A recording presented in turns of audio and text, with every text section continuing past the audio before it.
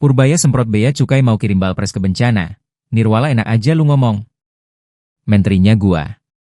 Menteri Keuangan Purbaya Yudi Sadewa kembali menyemprot bea cukai, karena diketahui berencana mengirimkan balpres atau pakaian impor ilegal hasil sitaan ke korban bencana Sumatera. Yang kali ini disemprot Purbaya adalah Direktur Komunikasi dan Bimbingan Pengguna Jasa Bea Cukai, Nirwala Dwi Herianto, yang sempat menyatakan hal itu ke wartawan. Purbaya memastikan tidak ada rencana mengirim balpres hasil sitaan ke korban bencana di Sumatera. Itu kan barang ilegal. Paling nggak secara formal nggak ada kebijakan ke sana. Hasil diskusi dengan Presiden, dia bilang jangan dulu, kecuali berubah, sampai sekarang belum ada, kata Purbaya menjawab pertanyaan wartawan di Pelabuhan Tanjung Priok, Jakarta Utara, Jumat, 12 Desember 2025, seperti ditayangkan Nusantara TV. Awalnya saat ditanya wartawan soal balpres yang akan dikirim ke lokasi bencana di Sumatera, Purbaya kebingungan. Ia bertanya ke jajaran bea cukai di sampingnya siapa yang memberi itu ke wartawan. Siapa yang ngomong? Siapa? Katanya. Akhirnya diketahui bahwa yang memberi pernyataan soal itu adalah Direktur Komunikasi dan Bimbingan Pengguna Jasa Bea Cukai, Nirwala Dwi Herianto. Nirwala mana? Tanya Purbaya ke jajaran bea cukai di sebelahnya yang lalu mencoba memanggil Nirwala. Karena terlalu lama, dan Nirwala tidak berani datang, Purbaya lalu tampak berteriak ke Nirwala.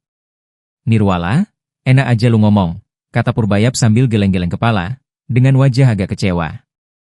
Hah, menterinya gua? Dia bukan menteri, timpal Purbaya lagi. Purbaya mengatakan semua pihak harus menjaga peraturan yang benar seperti apa.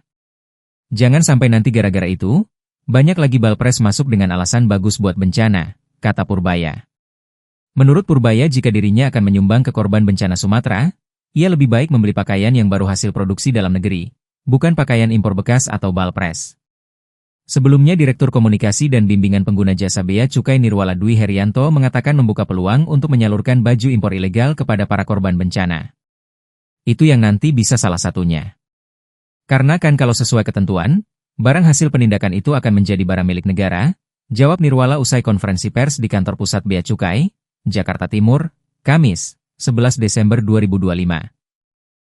Menurut Nirwala ketentuan tindak lanjut penindakan pakaian impor ilegal terbagi menjadi 3 opsi. Yaitu memusnahkan barang, menghibahkan barang dengan tujuan tertentu atau melelang barang ilegal itu. Meski begitu, ia menegaskan keputusan opsi tersebut ditentukan oleh pemerintah melalui Direktorat Jenderal Kekayaan Negara, DJKN, Kemenkeu. Tinggal nanti pemerintah putuskannya yang mana. Nanti dari teman-teman dari Dirjen Kekayaan Negara yang akan memutuskan, jelasnya.